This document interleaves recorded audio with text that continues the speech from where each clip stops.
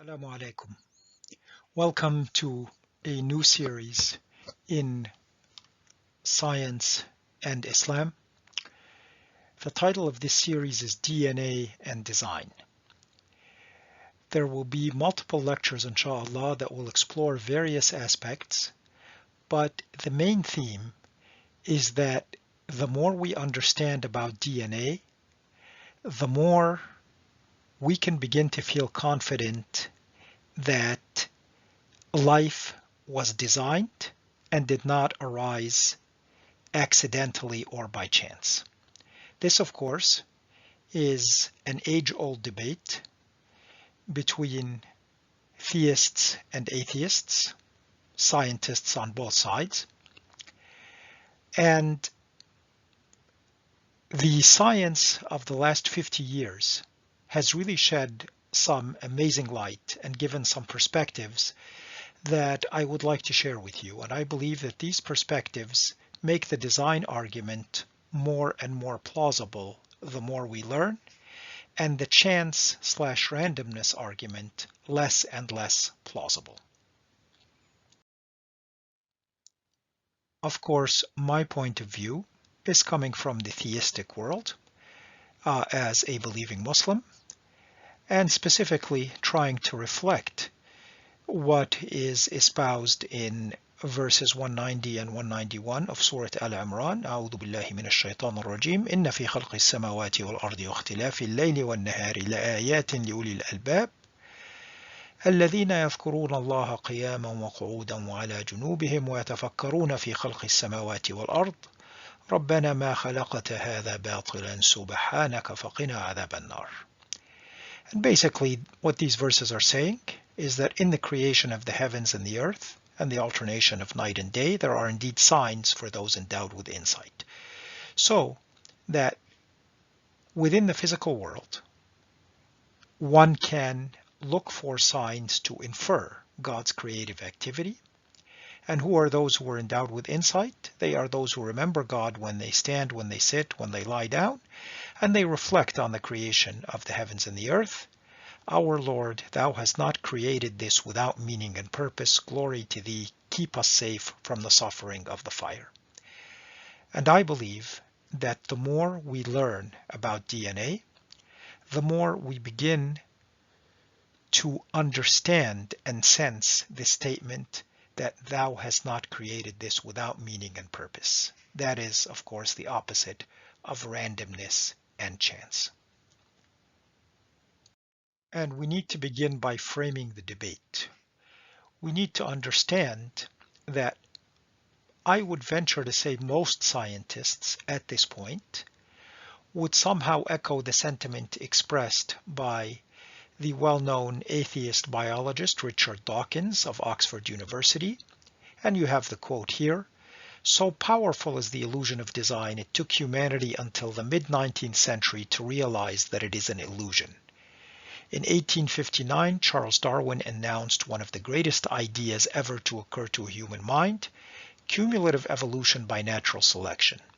Living complexity is indeed orders of magnitude too improbable to have come about by chance, but only if we assume that all the luck has come in one fell swoop. When cascades of small chance steps accumulate, you can reach prodigious heights of adaptive complexity.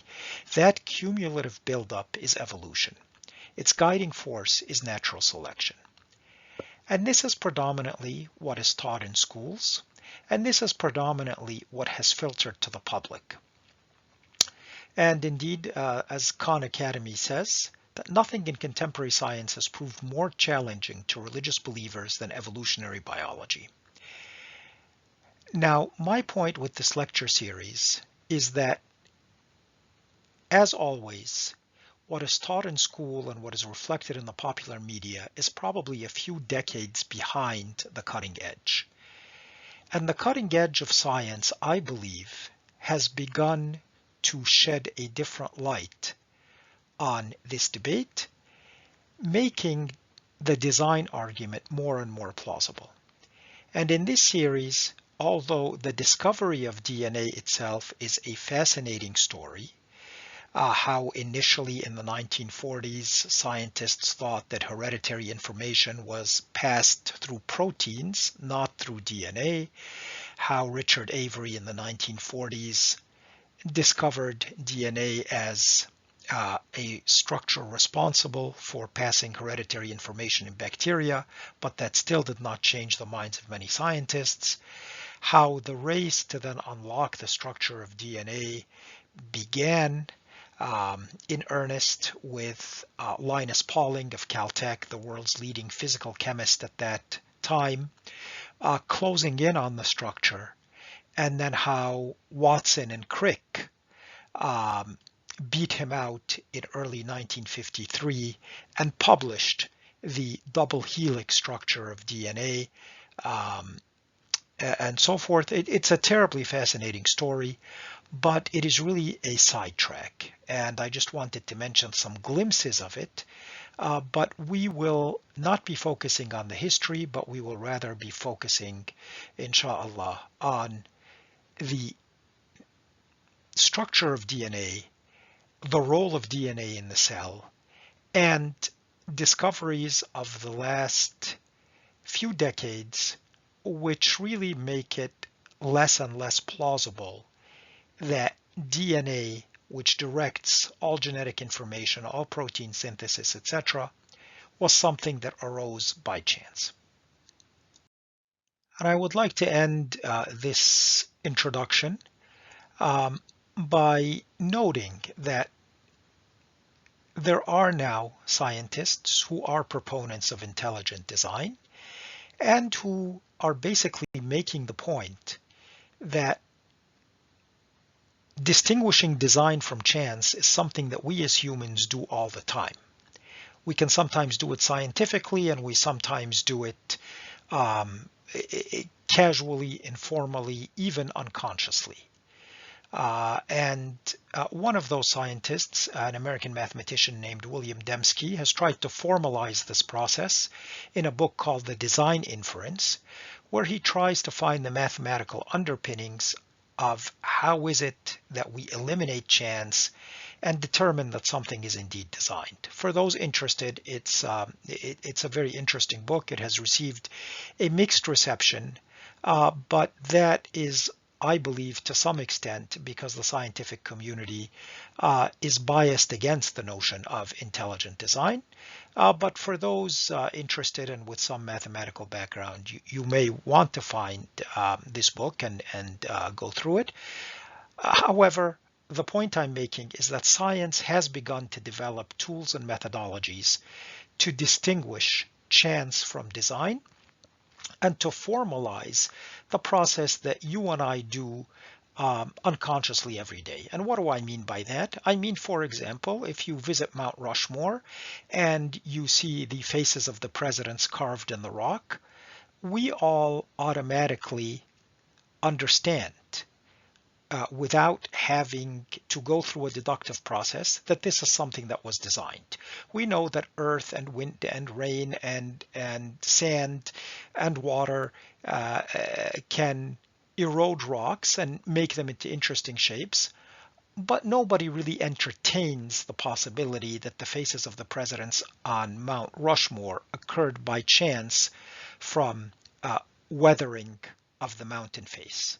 On the other hand, when we look up in the sky and we see a cloud and we say, my, this cloud looks like a unicorn, or we're at the store shopping and we go to the potato box and pick up potatoes and we say, my, this potato looks like Richard Nixon, we don't believe that that is design. We understand that, that's the product of chance.